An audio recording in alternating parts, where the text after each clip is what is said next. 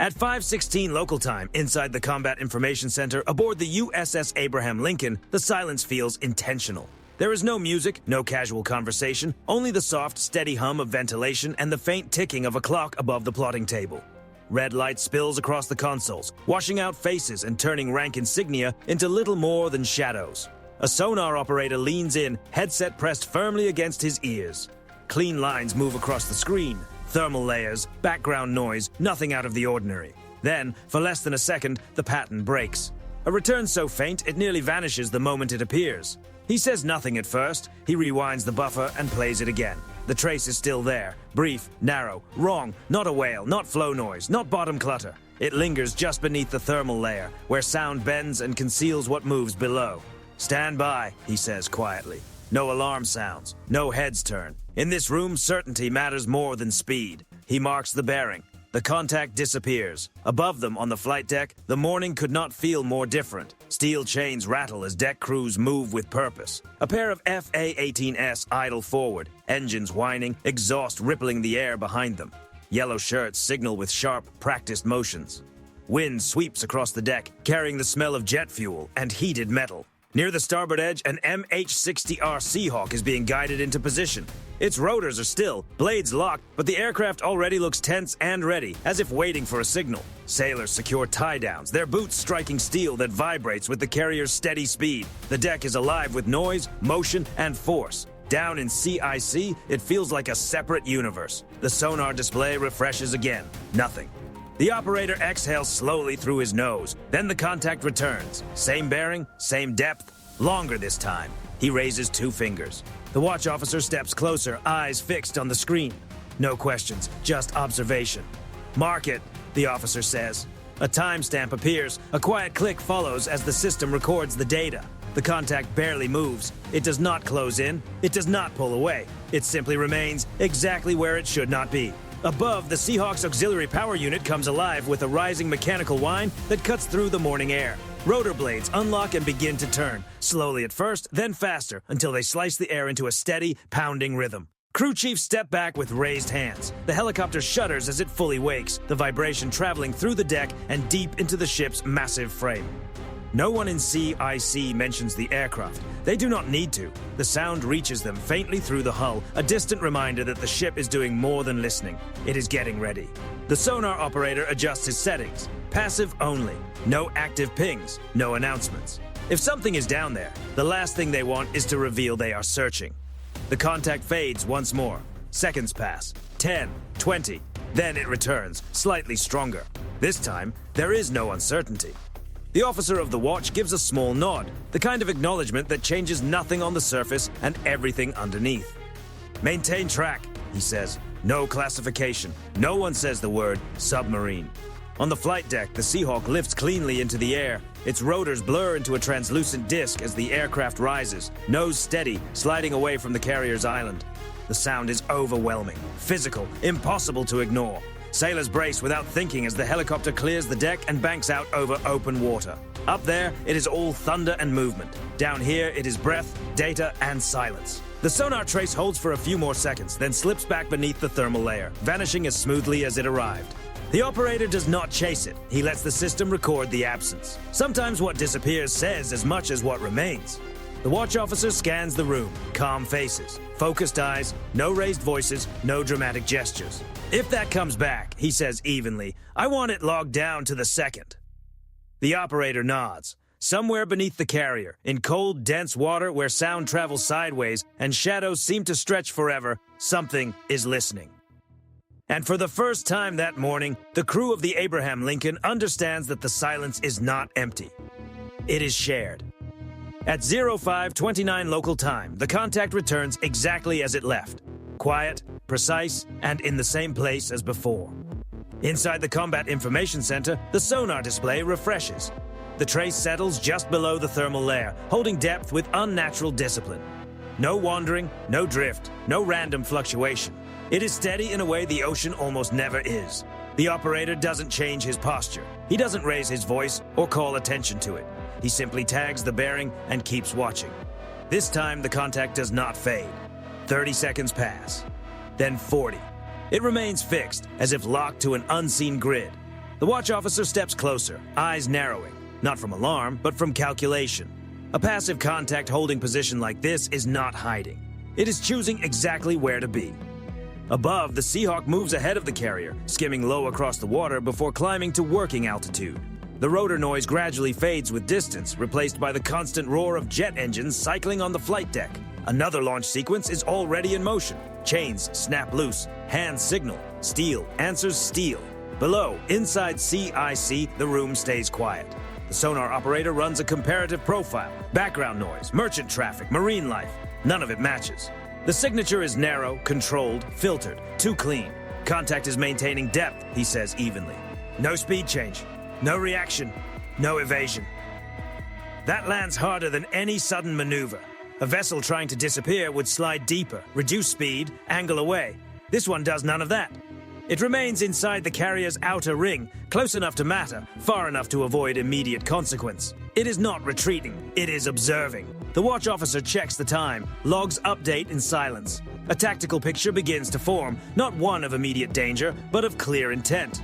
On the flight deck, the noise rises again. An FA-18 rolls forward, canopy sealed, the pilot's visor reflecting deck lights. Engines build toward full power, the sound pressing against the hull like weight.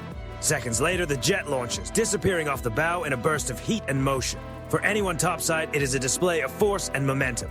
For anyone in CIC, it is simply another variable. The contact remains unchanged. A second sonar operator verifies from a separate array. Same bearing, same depth. The data aligns too precisely to dismiss. The room does not tense, it sharpens. This is no longer about whether something is there, it is about why it chooses to stay. The Seahawk begins its search pattern, dropping the first sonobuoy. The splash is brief, almost delicate, but on the display it blooms into a new circle of awareness. Another buoy follows, then another. They spread outward in a controlled fan, widening the picture. Still, the contact does not move. The operator notes what matters most. No reaction to the aircraft overhead, no sudden depth change, no shift in bearing. If this were a submarine trying to vanish, the helicopter alone would likely have triggered movement. The silence of its response says more than noise ever could. The watch officer leans closer. This contact isn't running, he says quietly. No one disagrees. On deck, sailors brace against the wind as another aircraft taxis past. The carrier continues forward, massive, deliberate, its wake stretching wide behind it. From the outside, everything appears routine, powerful, loud, controlled. Deep inside the ship, routine is beginning to fracture. The sonar operator marks another full minute of steady contact, and then the understanding settles over the room.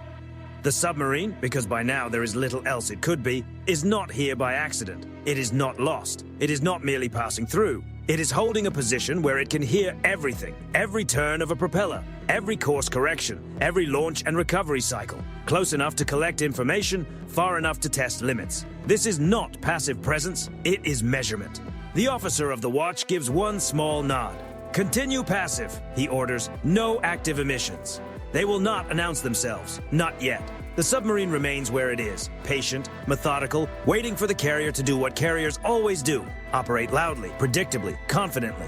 And below the layer where sound bends and hides, something listens. Not because it fears being found, but because it wants to know exactly how the United States Navy responds when it realizes it is not alone. At 0547 local time, the numbers change before the mood does. Inside the Combat Information Center aboard the USS Abraham Lincoln, a new line appears on the tactical display. Closest point of approach recalculates quietly, shrinking miles into yards. The circle representing safe separation tightens, not dramatically, not suddenly, but enough to cross a threshold everyone in the room understands. This is the distance where assumptions stop working. The sonar contact has not surged forward. It has not rushed away. It has done something more unsettling. It has stayed steady while the carrier's own movement rewrites the math. The operator tracks the bearing, eyes moving between depth bands and timestamps. The contact dips slightly, only a few meters, then stabilizes once more. Not enough to hide, not enough to signal panic, just enough to confirm intent, a deliberate choice. The watch officer studies the board without saying a word. He does not need to ask what that adjustment means. In this layer of water, at this distance, only one kind of platform corrects depth with that level of precision. The submarine is trimming itself for geometry. Above, the Seahawk tightens its pattern. Sonobuoys fall in sequence, their splashes quickly swallowed by the carrier's wake. Each buoy opens another listening window into the sea, overlapping circles that reduce open space one layer at a time. The helicopter crew does not rush. They do not chase ghosts. They fly the pattern exactly as briefed, steady, deliberate, precise, trusting the net to achieve what speed never could. Back in CIC, the soundscape barely changes. Low voices, the occasional tap of a key. The tension lives in the edges now, not in the volume. CPA under threshold, the operator reports. He does not raise his voice. No one else moves. This is the range where a single launch, if it came, would leave no time for warning. Where reaction time collapses into seconds. Where the distance between posture and action is measured in fractions of a mile. The contact answers none of it.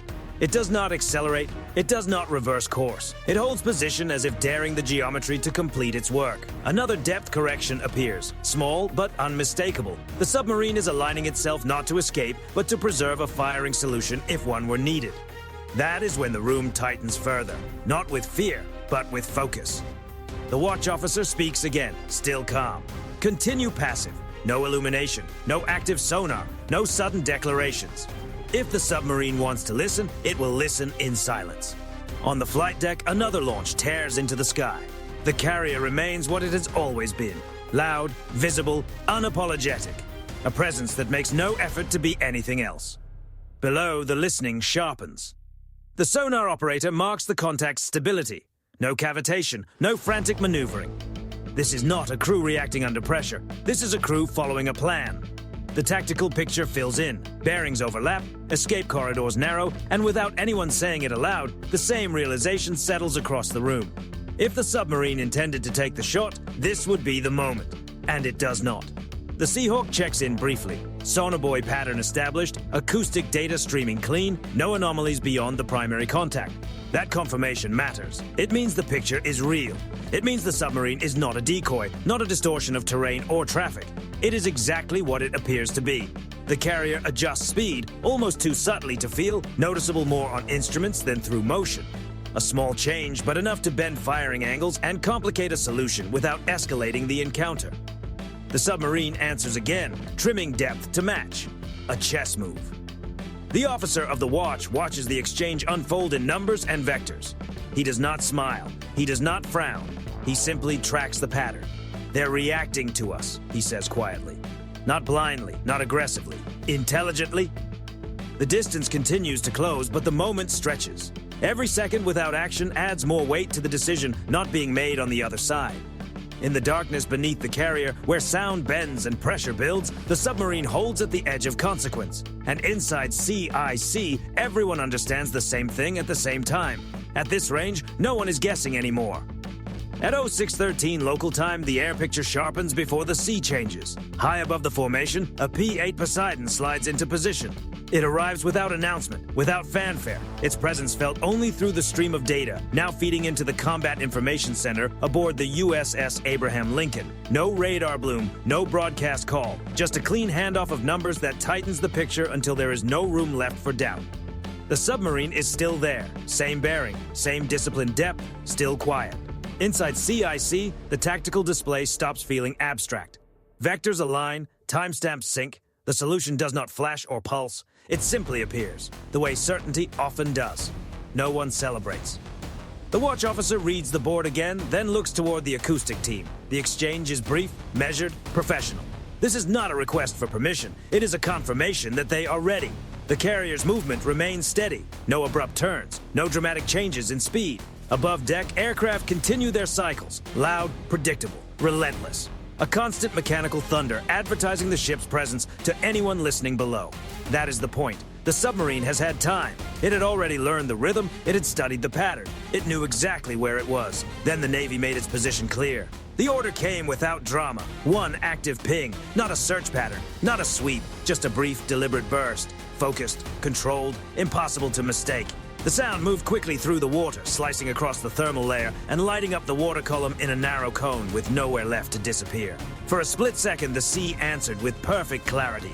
The submarine's hull reflected the signal back. Solid, metallic, undeniable. Inside CIC, no one said a word. They did not need to.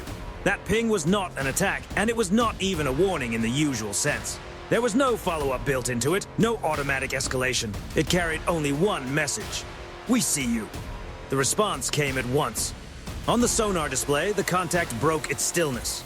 Depth changed sharply, far more than before. Speed increased. The clean, narrow signature widened as propulsion noise rose. Clear, urgent, impossible to miss. The submarine turned away from the carrier's axis, giving up the careful geometry it had been holding. And in doing so, it surrendered the one advantage it had left. Silence. Data began pouring in. Bearing changes stacked one after another. The trail lengthened. The solution sharpened further. Not because the Navy pressed harder, but because the submarine did. Above, the P-8 adjusted its track, passive sensors absorbing the sudden increase in noise. Sonobuoy data tightened the picture without a single additional splash. Now the scene was complete. The watch officer gave a small nod. No pursuit order followed. No weapon was readied. The message had already been delivered. On the flight deck, another jet launched, its roar rolling out into the morning air. To the sailor's topside, nothing looked different. The carrier remained what it always was, a machine in motion, loud, constant, and unshaken. Below the surface, the equation had changed. The submarine continued to pull away, speed steady, heading deliberate. It did not zigzag. It did not hesitate. It withdrew cleanly, almost as if accepting the conclusion that had just been handed to it. Inside CIC, logs updated, timestamps locked in, acoustic files saved automatically, every second preserved with clinical precision. There were no cheers, no raised voices, only the quiet satisfaction of a system functioning exactly as it was meant to. The active ping did not come again. It did not need to. That single burst marked the boundary between listening and exposure, between uncertainty and certainty. Submarines survive on the far side of that boundary. Once it is crossed, the rules are different. The Navy let the contact go, not because it could not continue to follow, but because it no longer needed to. As the submarine faded from the display, its noise trailing away into deeper water, the room eased by degrees. Not relief, resolution. The watch officer looked up from the console. "Contact departing," he said evenly. It was not a victory statement.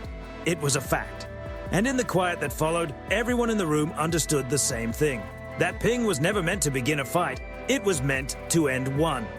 At 0642 local time, the water settled first on the sonar display inside the Combat Information Center aboard USS Abraham Lincoln.